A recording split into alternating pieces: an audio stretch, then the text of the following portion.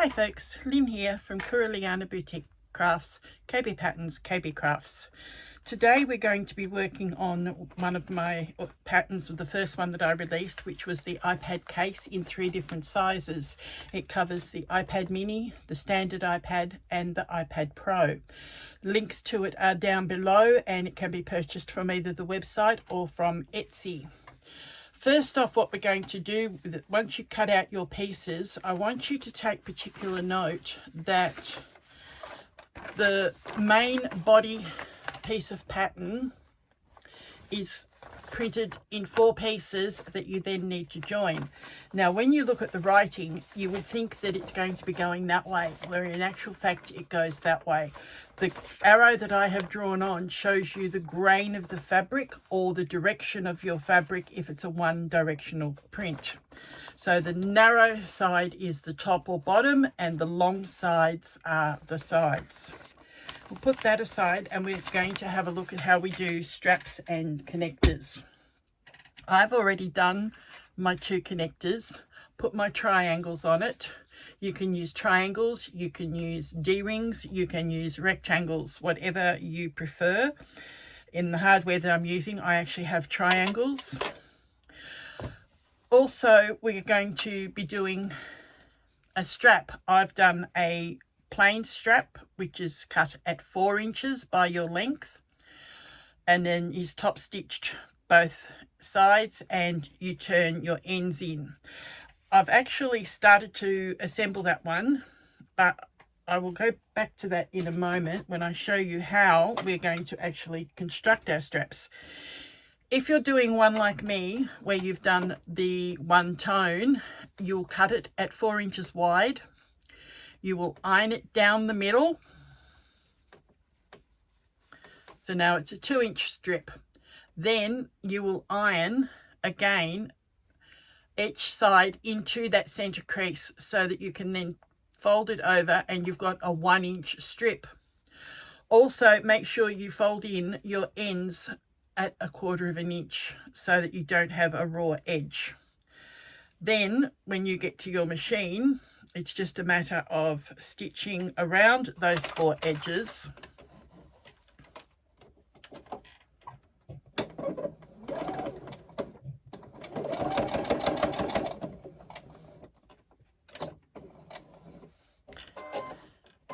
I normally do my top stitching on my industrial, but for this demonstration, I'm just using my domestic.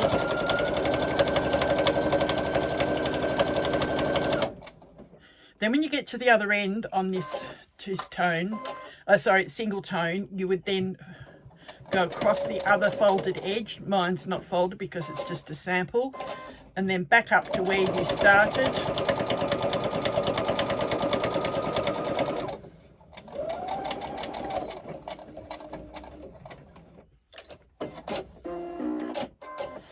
And finish off. And now you've got your 1-inch wide strap. No raw edges, all folded in. If you want to do a 2-tone strap, you will use your outer fabric and most likely your lining fabric, or if you've got 2 different fabrics on the outer, you could use those 2 fabrics instead of your lining fabric. I'm using waterproof canvas and quilting cotton. Now on my quilting cotton, again, fold the ends in, but on this one what you do is you draw a line down the center, then you fold in to that line and that gives you your 1 inch, but you still have raw edges. You must fold your raw end in on quilting cotton. Do the same on your waterproof canvas or cork or vinyl, whatever you're using. Line in the middle and fold your ends over. That's what I've done on my connector tabs. You will see that it's got the waterproof canvas folded into the middle and then top stitched both edges. And then I cut that in half, but you don't cut your strap. Okay, when you've got them all folded in, line them up.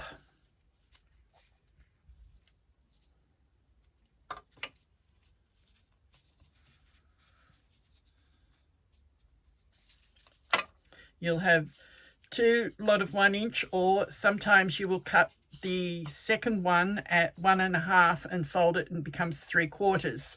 It's all personal preference which way you want to do it. Some people even will have something like this that they enclose over the fabric and have the fabric showing through the middle. I'm not showing a demonstration of that one. Again, to your machine, top stitch along the top, down the edges,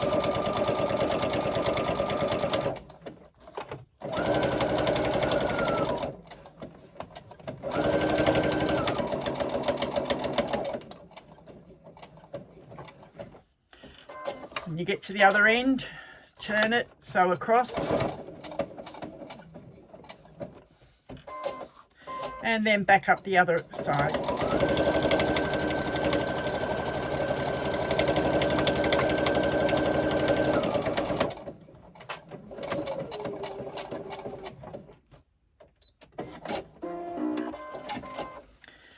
Now, because I haven't made one narrower than the other, I've actually missed the edge on one. That is why quite often if you're doing a 2-tone strap, you will make one piece that little bit narrower and you'll stitch on the narrower piece so that you know you've caught everything through. But because this is just a sample, I'm not worrying at this stage for that. Now that you've got your strap stitched, what you're going to do is on one end, you are going to thread it across the bar of your slider, back through, and then either stitch it at your machine or rivet it together, or you can do both. I generally just rivet, but I use 2 rivets to make sure it doesn't come undone. That is quite sturdy, it's not going to pull. You then will slide a slider onto your strap, bring the other end of your strap back up, so the middle of your strap goes through the buckle that way, and you swivel or buckle, swivel or your clip goes down. Bring it back up, thread it back through your slider from the side where the other end is, and then back through. That then will become your adjuster part, and that end that you have riveted or attached now gets sandwiched in between when you put your swivel clip on. Then all you need to do is go to the other end, slide the other swivel on, bring the piece back and clip it in place. Now make sure you fold your edges towards the bottom of your slider buckle, and again stitch or rivet or both. And that is an adjustable strap finished. Thank you. All right, now that we've finished our straps and the connectors, we're going to move on to doing the zipper pocket on the front of the case. You need your outer front, your zipper pocket facing, your zip, and your zipper pocket. You are going to transfer the little box that is on your pattern piece onto the back of your facing piece, including the little triangles at the end. They are important. Then what you're going to do is you're going to line up the the middle of your facing with the right side of your outer front, and you are going to put it down from the top 1.5 inches if you're doing the mini, 1.75 inches if you are doing the medium, which I'm doing here, or 2 inches down from the top if you are doing the iPad Pro size. So with your ruler, measure down the required distance and place that box centrally from the top, centrally across your pattern piece at the required distance down.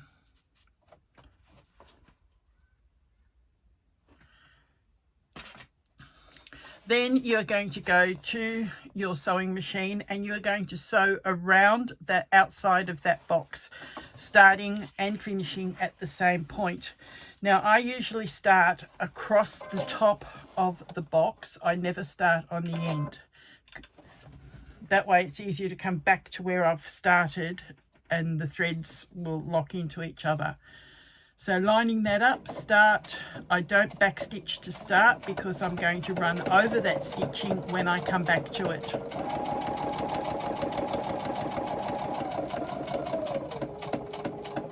So down to the end of the box, leave the needle down, turn your fabric and sew the end of the box. Again, turn your fabric and sew along the bottom of the box.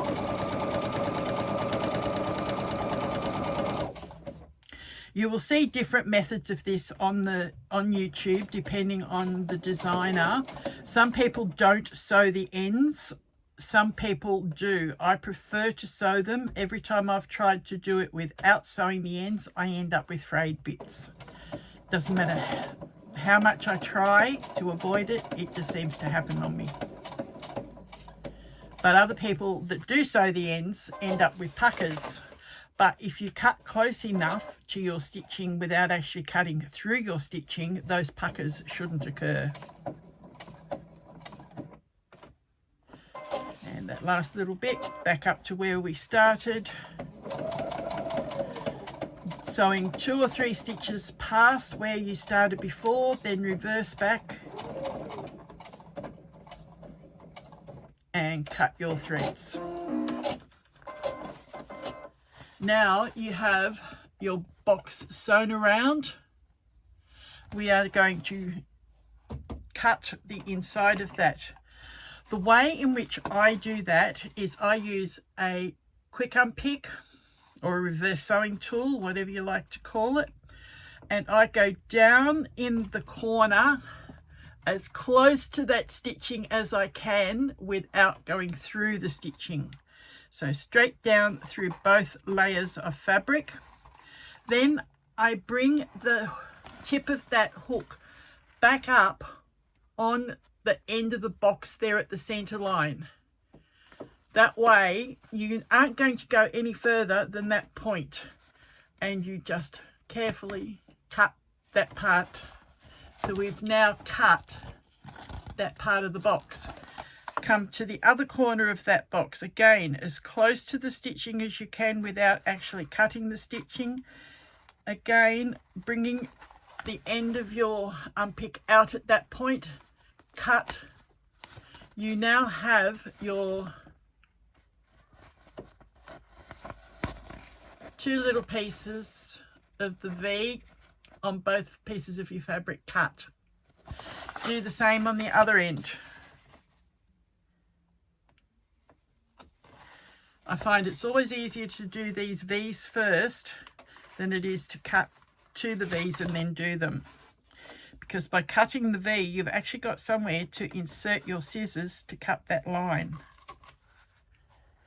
Now, I don't use the unpick for that part. I actually do use my scissors to cut that center line. So I go down inside one of those boxes, lining up on that center line, and cut. Straight along that line to the start of the other box. So now we have an opening. 2 little V ends and the straight line cut. Now what you're going to do is, if you are using something that you can iron, you would actually go to the iron, you would press that piece on the iron on that seam line. So pressing it, I'm going to use a little tool here to, like a finger press tool, because that's what I find easiest with waterproof canvas. Do that to both the top and the bottom of that box. So essentially all 4 sides that you stitched will be pressed. same on the little ends.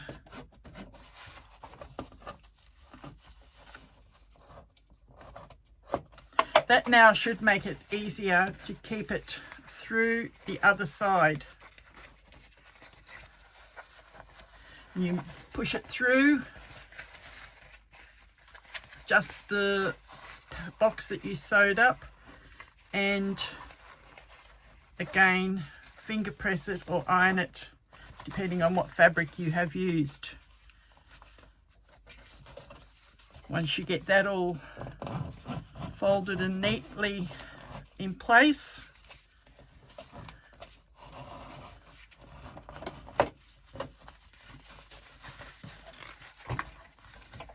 some people would use double-sided tape at this point to hold the box in place, but for some reason the tape I use that doesn't gunk up my machine doesn't like to stick to waterproof canvas real well.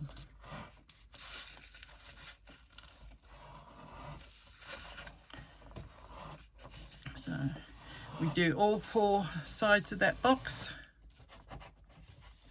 Then what you have is your facing turned through to the other side and a nice neat box on the outside.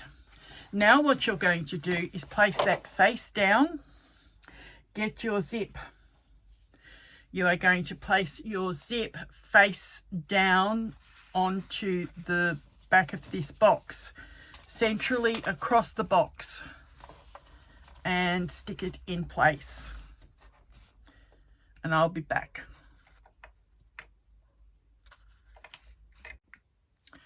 All right, once you've got your zip in place, you then will top stitch around the edge of the box and securely through your zip. You can move on to putting your zipper pocket on at this stage if you wish, but I find because you need to keep it up and out of the way for the next stage, I put this aside for now and I move on to doing my outer pocket that's going to go on down here below. I'll set this aside for a moment. Your outer pocket, you have 2 options. You can either cut it all in one fabric, or you can do a dual tone with a middle section and 2 outer sections of fabric. I'm going to sew up both to show you what they look like done, but I'm only going to put one of them onto my case. Now, the easiest one is a single color. For that, you would fold it in half, right sides together, and you are going to leave a little gap at the bottom. Stitch across and up, and come back here and stitch across and up. Then you would turn it right side out. So that this is the easiest one. Remember, a little gap, 3/8 of an inch seam all the way around. Well, not all the way around, but across and up.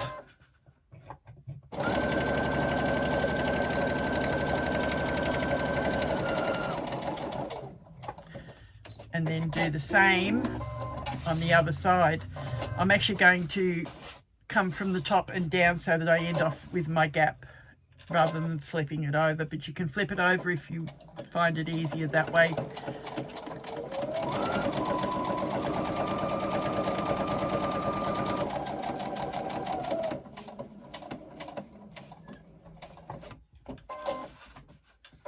And back towards where we started before, but stopping after about 1 inch to 1.5 inches. I always back stitch at the start and end there so that it doesn't rip open when you try and turn it. Now when you've got that, all you need to do then is trim your 4 corners close to your stitching, but don't cut your stitching, and just trim the top edge of that towards your stitching. Trim your threads. Again on the other side, trim up towards the edge but not through your stitching, and again at the bottom, trim across but not through your stitching. Then what you do is turn it right side out.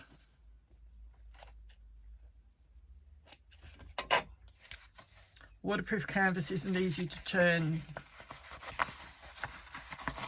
That's why I'm going to put the double-sided, the dual tone pocket on mine, and that will tie in the colour I've used for my strap, so that that is also on the outside. Now you just turn your pocket through and then set it aside. I'll be back when I've stitched up the other two-tone one. Alright, once you've got your pocket turned, you are then going to top stitch just the top edge. A couple of clips on the bottom for now, and I'll put that aside. If you are doing your two-tone pocket, you will stitch the fabric either side of that center piece. Then you will top stitch those two seams before you proceed any further. This is a good time to perhaps add a handmade tag or your name badge if you wish. Then fold, like we did with the one-piece pocket, fold right sides together, and again we are going to leave a gap in the bottom, but we are going to make sure that that gap that we leave is only in that center panel, not in the fabric panel. So doing what we did before, stitch it,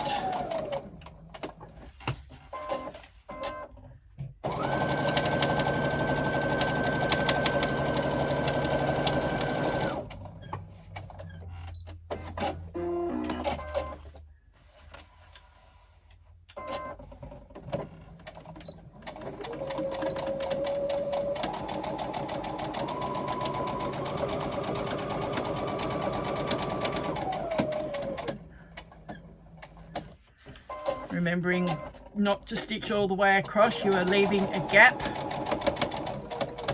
and I start and stop just past the top stitching so that I know that the fabric part has all been stitched. Again, trimming the corners like we did on the one tone.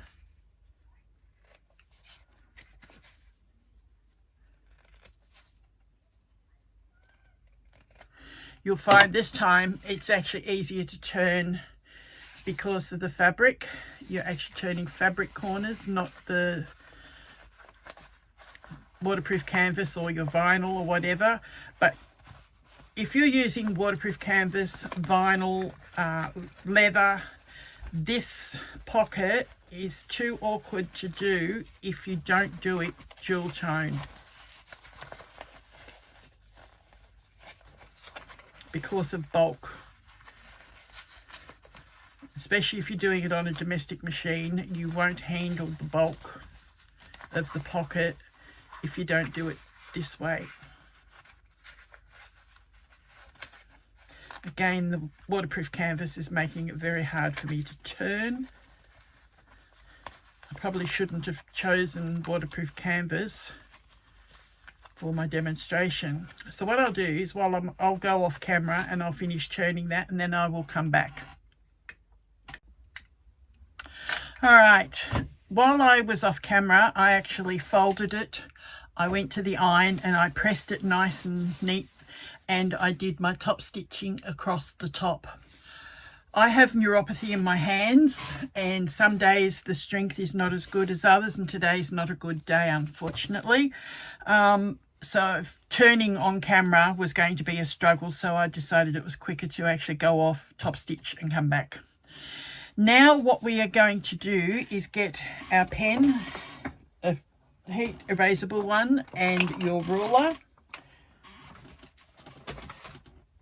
You are going to now mark 3/4 of an inch in from each edge.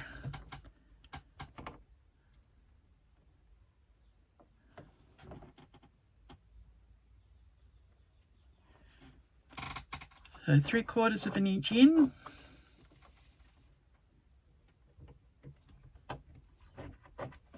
And you are going to draw a line.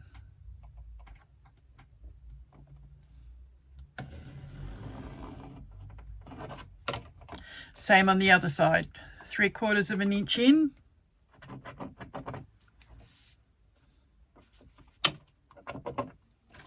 And draw that line down. Now what we're going to do is we're going to take this to the iron and we are going to actually press on that line, and then we are going to top stitch it. I will go off and do that and I will be back. All right, we're back. What I did was once I folded that and pressed it, I went to my machine and I top stitched. I do all my top stitching on my industrial machine, and it's easier sometimes just to do that off camera and then come back and show you. Once you've top stitched both of those edges that you've just pressed, you are then going to draw a line 1/4 of an inch in from the edge, and you're going to go back to your iron and you're going to press that as well. Then just clip those together at the bottom. And we will set this aside and come back to it shortly. What you need now is the pocket flap. Not the large pocket flap, just your front pocket flap. And I seem to have misplaced it. Here it is here, sorry. All right, your little pocket flap. You will notice that it has a little circle on there. That's the positioning for our clip. If you want to do metal clips, you may need to it actually tells you in the pattern where to put the metal snaps at which point. I don't use metal snaps all the time. When I use the plastic cam snaps, I actually do them all at the end. So I can just go ahead and construct this flap, and I will do my plastic snaps after. So we sew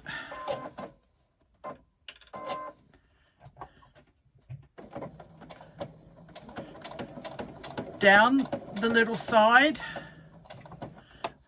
across the angled edge,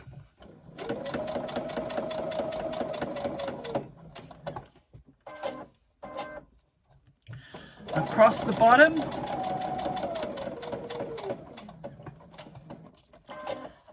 back up the other angled edge,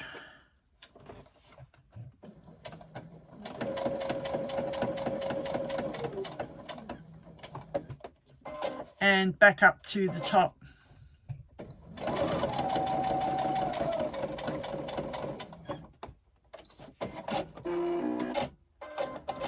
We do not sew across this top opening at this point. We need to be able to turn this. We also need to clip our corners so that we get rid of as much bulk as we can. So again, making sure you don't cut through your stitching. Just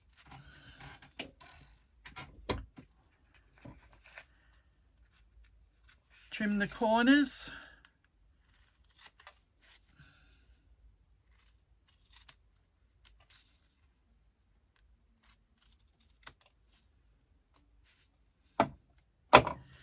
And turn it through.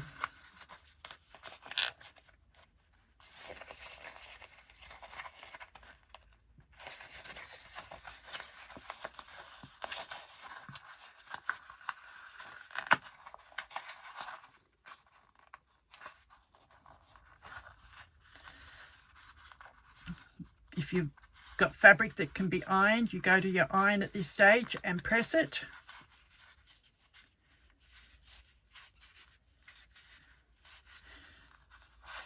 Then we are going to top stitch down, down, along the bottom edge, back up the angle and back up to the top. Again, still leaving this top part open.